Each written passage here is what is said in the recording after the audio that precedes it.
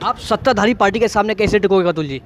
जैसे पहले टिका था, जी। विधायक भी ऐसे ही बन के आया हूँ मैं। जिनको घमंड था कि 25 साल तक वो हार नहीं सकते, वो हार गए चुनाव। लोकतंत्र में कोई नेता फायर ब्रांड नहीं होता, लोकतंत्र में जनता फायर ब्रांड होती है। जिसको चाहे उसको हटा दे, जिसको चाहे उसको बना दे। यहाँ भी मेरठ में भी या सब जगह पर जहाँ जहाँ चुनाव हो रहे हैं, जनता जिसको चाहेगी उसको बना देगी और जिसको चाहेगी उसको हरा देगी। प्रधान जी, आपके क्या मुद्दे हैं? देखिए, मुद्दा सबसे पहले इंसानियत को जिंदा रखने का। बाबा साहब भीमराव अम्बेडकर जी ने संविधान दिया, उसकी रक्षा करने का, और जो जातीय और धार्मिक असंतुलन है उसको ठीक करने का।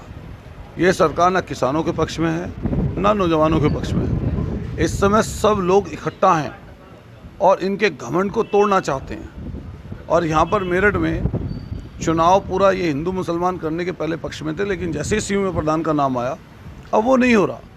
आने वाले समय पर आप पक्का ये मानिएगा कि आने वाले समय पर जब 11 तारीख को चुनाव हो रहा होगा तो मेरठ के आम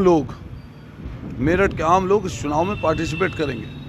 हर जाति वर्ग के लोग, हिंदू मुसलमान, और सबने एक मन बना रखा है कि सीमा प्रधान को यहाँ पर मेयर बनाना है।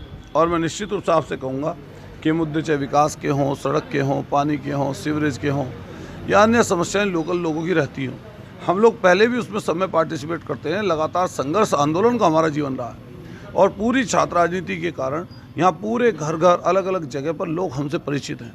लोग अपना समर्थन खुद हमें दे रहे हैं।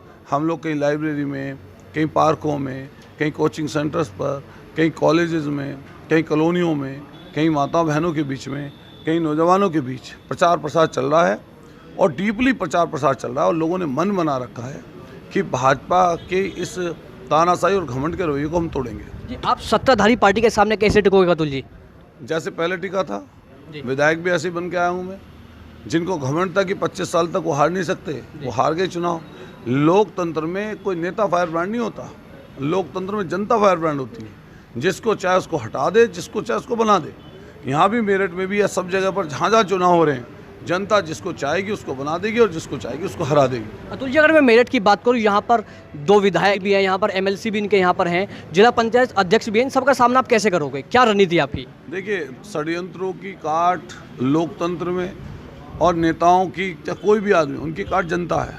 अगर जनता आपके साथ है, आम जन आपके साथ है, तो उनको भी उन्होंने ही बनाया है, वो कुछ नहीं कर सकते। और हमारे साथ इस समय सर्व जातीय, हिंदू मुसलमान, सिख ईसाई, जैनी बौद्धिस्ट सब हमारे साथ हैं।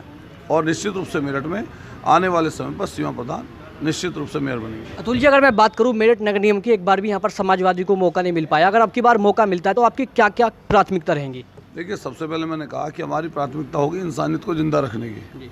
किसी भी व्यक्ति को, किसी भी जात को ये महसूस ना हो कि मेयर उनका नहीं है।